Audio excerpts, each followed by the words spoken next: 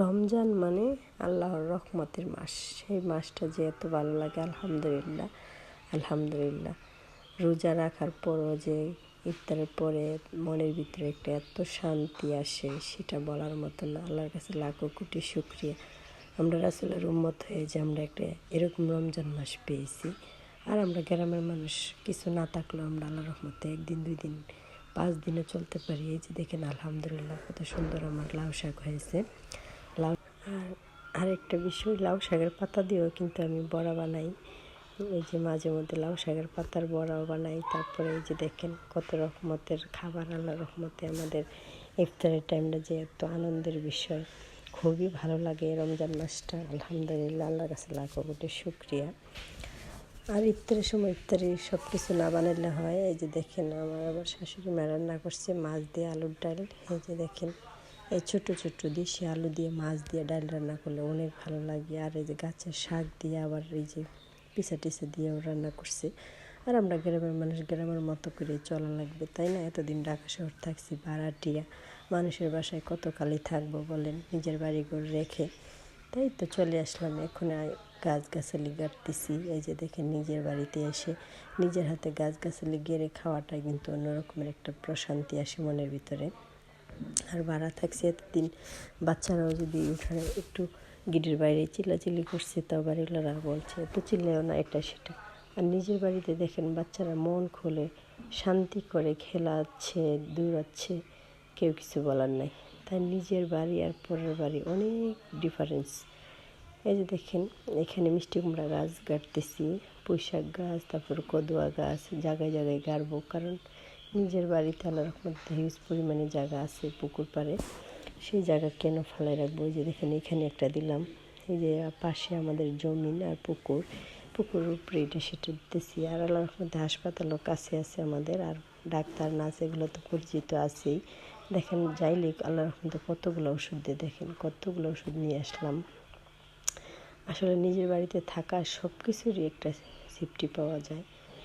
আর এই যে দেখেন ইফতারের পরে তো মুখটা কেমন কেমন হয়ে থাকে। তারপরে যে দেখেন আমার ছেলে বড়ি নিয়ে আসলো আমার জন্য। এই বড়ি গাছ অবশ্য আমাদের নাই, বাড়িতে গাড়া লাগবে বড়ি গাছ। আর আমার বাড়িতে সব কিছু থাকাটাই ভালো। এই যে দেখেন আর বড়িটিও অনেক মজার ছিল। এদিকে বাচ্চাদের পড়াচ্ছি আর আমি বড়ি খাচ্ছি, খুবই ভালো লাগে। আর এই যে দেখেন লাউ শাক, যেহেতু নিজের ঘরে গাছের শাক আছে, শাক খাওয়াটা কোনো সমস্যা না। যে কোনো টাইমে আল্লাহর রহমতে শাক রান্না করে খেতে পারি। আর বাচ্চারা শাক খেতে চায় না। এই যে দেখেন বুড়ি আলু দিয়ে শাশুড়ি মা রান্না করছে শাক। আর এদিকে বাচ্চাদের জন্য মুরগির মাংস। আর আজ আমার ছেলেরা বলছিলাম কি যে 1 মুঠা নিয়ে আসো, বেগুন গাছ। আর আমার ছেলে 2টা বেগুন গাছের চারা নিয়ে আসছে। 10 টাকাতে কিন্তু অনেকগুলো দেয়।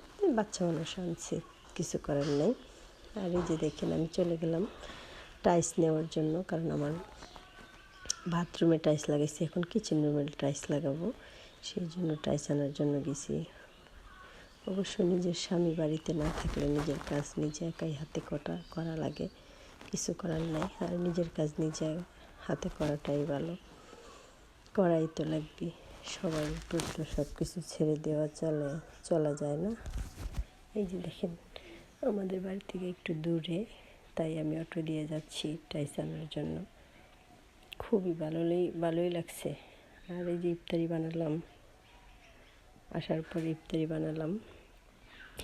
বানিয়ে তারপরে সবাই মিলে একসাথে ইফতার করার মজাটাই কিন্তু অন্যরকম, আলহামদুলিল্লাহ। এই যে আমার ছেলে খুবই এই যে আলুর চপ, বেগুনি এগুলো পছন্দ করে। এগুলো আমি নিজের হাতেই বানাই, আল্লাহর রহমতে খুবই খেতেও ভালো লাগে, কোনো ভেজাল নেই। নিজের হাতে করাটাই ভালো, ভেজাল থাকে না। এই যে দেখেন আমি সব ইফতারি মাখতেছি। আর আল্লাহর রহমতে আমার ছোটো ছেলেটাও সবটি রোজায় রাখতেছে, ভাঙে না। বলতেছি তোমার কষ্ট লাগে না বাবা? বলতেছে না।